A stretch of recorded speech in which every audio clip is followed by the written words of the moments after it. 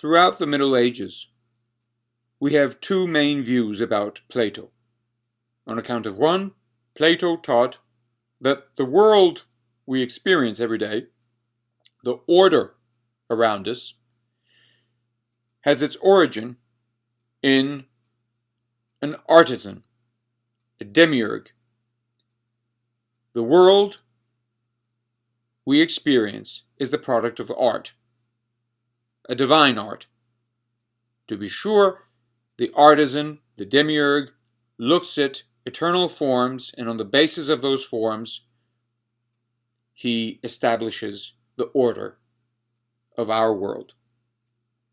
On another view, our world, our order, our world order, our cosmos, is the result of generation, natural generation. It is born directly from its source.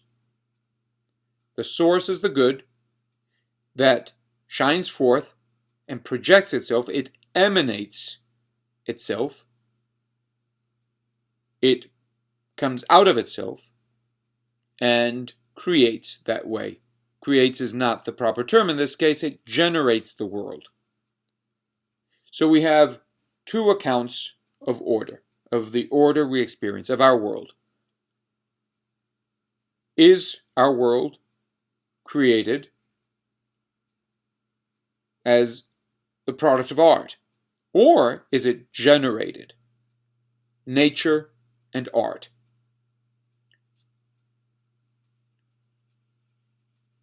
Do intelligent people stop at these two accounts, or do they not rather seek an origin for these two accounts? Indeed, much of medieval discourse about the origin of the universe, of the cosmos, of mundus, of order, pertains to the origin of these two views, or even the unity that is presupposed by the split between art and nature, between generation and creation. How are we to reconcile these two views? This is the great challenge of speech. Medieval writers articulate these two positions, showing that they are originally coinciding. The divide between art and nature is not original. There is something that divide presupposes, a unity. In order to understand what this means, we are invited to first examine both positions and discern the limitations of both, of each. Why does one call for the other? Let us begin with creation, from the demiurge. What is the problem with that? Well, the problem is that we have a division between creator and creature, so that there is no effective dialogue, there is no substantive alliance between the two. The two are somewhat alienated from each other. What is more, the creator cannot be the good, cannot be desirable, or is not desired, in fact, as the ultimate reason for our being here, for this order. Why? Because the key to order is the ideas. But the ideas are outside of the artisan. The artisan is limited by those ideas. The artisan is therefore not perfect. He resembles a projection of an ordinary artisan, as we conventionally understand artists. He looks at prototypes, and on the basis of those prototypes, he establishes order. He gives shape to his creations, which stand outside of him. Now, there is an advantage to this view. The advantage is that we distinguish creator from creature. Therefore, there is the possibility of dialogue. There is the possibility of freedom for the creature, independently of the creator. The problem is that that freedom of the creature is cut off from the creator. Now, what about the other view? The natural view, generation. If the product is an emanation, a direct emanation of the source, then there is no freedom. There is no ontological distinction between origin and product. The product is determined directly by the origin. I am here because I have been emanated by the good. Everything is good now. There is nothing that is not good. There is nothing evil. What is more, there is no dialogue. There is no understanding. There is no interpretation. What does it mean? What does all of this mean? It is all determined by the source. There is no creation, as in the earlier case. There is only generation. What does this tell us about speech? What does this tell us about political order? We establish things poetically, creatively. We are artisans. How does that account of order help us understand, help us account for art? It doesn't. If everything is originally generated, then how is it that we have human art? Human art seems to presuppose its perfection, which is the demiurge, the demiurge's art, the divine art.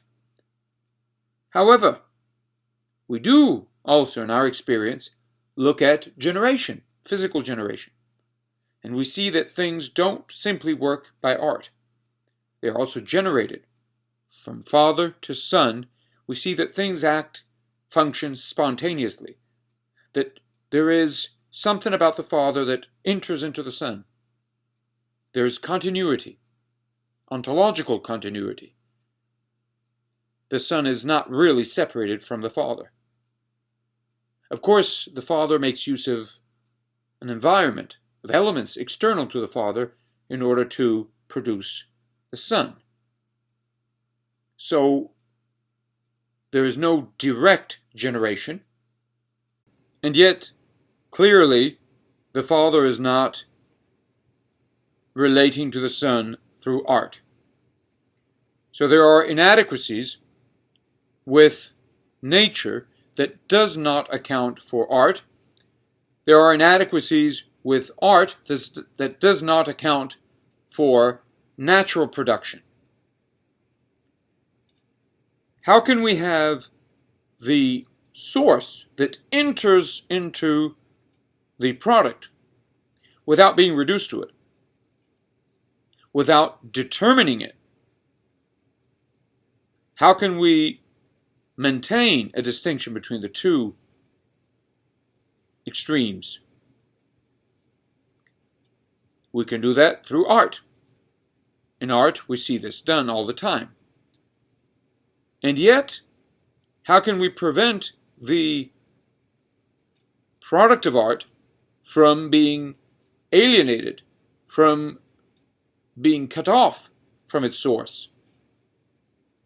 We do see that there is something that enters from the source, that enters into the product in ordinary life. And we see this through nature. So what is the solution, shall we say, that is given throughout the Middle Ages? The solution to this distinction, to this split between art and nature. And the solution is well known, and it is given by the verbum, the logos. Now, if we want to understand this visually, geometrically, we can think of the source as the sun. So God is the sun. Now, God emanates, and the language of emanation is found throughout the Middle Ages, even by those who object to the merely artistic account of order of our world, as well as, in fact, the merely natural, generational account. So we have the sun that is projecting itself through emanations. Now, these emanations are understood as the child of the source. The source is entering into these. In fact, he is one and the same. They have the same substance. These rays have the same substance as the sun. The sun is going out of itself in these rays, and is those rays in that respect. So the sun is giving itself out of itself. That is the nature of the sun. So it gives itself out in the light, in these light rays. The light rays, however, are not yet the order, the world that we experience.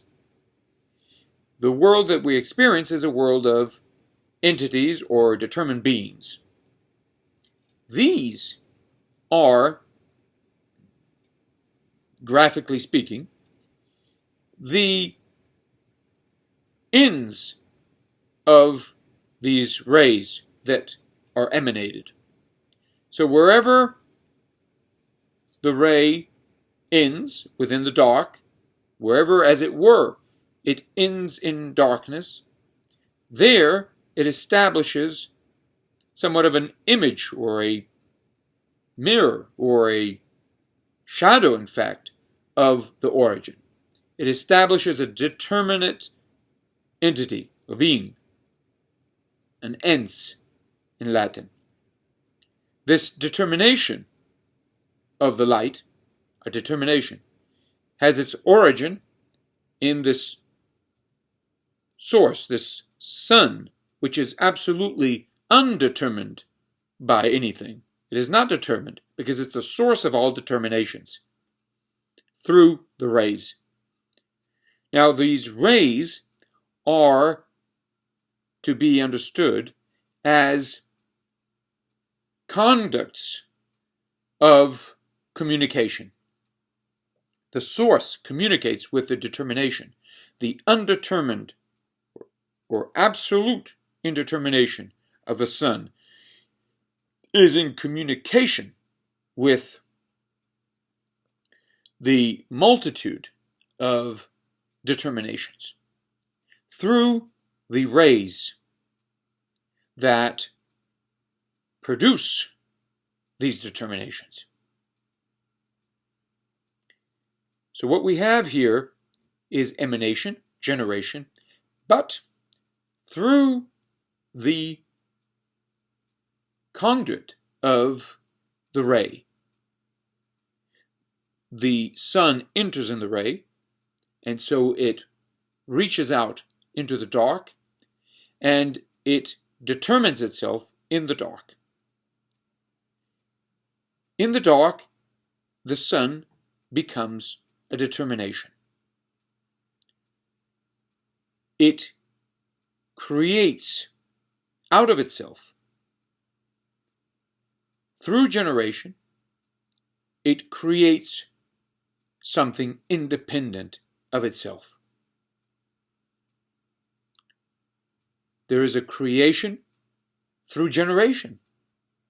Now, this may seem strange, and yet this is what the solution to that distinction is throughout the Middle Ages. The generation that is primary is sometimes referred to as intellective. The ray is understood as intellect, or even as the Word of God.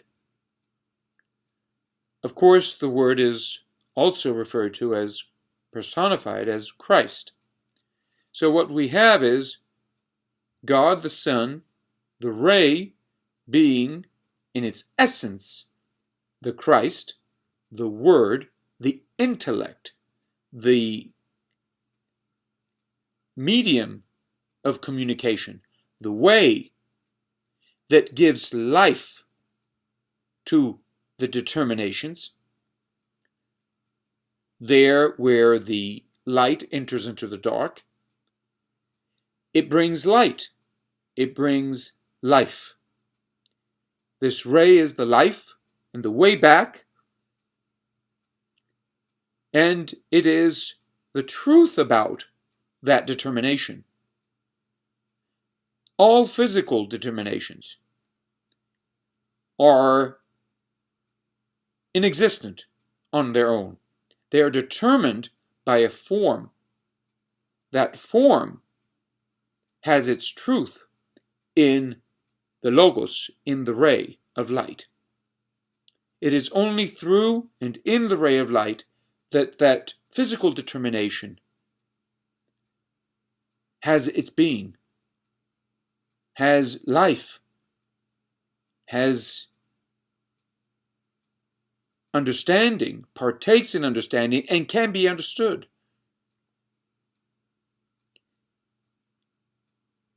There is no matter that is not, no material that is not determined by a ray of light, that is therefore uninformed. Uninformed matter is not something. All matter, all darkness that can be spoken of is, and all that is in some way, and it can be understood, can be thought of, is informed by a ray of light, or determined. It does not exist otherwise. So, all bodies are informed, have a form. That form is a determination through the generative process, through this ray, rather, that is generated directly from God the Father. So it is connected. Everything, all determined beings are connected to that source. They are created through this primary mode of origination or of causation, which is a generative one. Not, to be sure, one that is mediated by other factors. In other words, the generation of the light ray is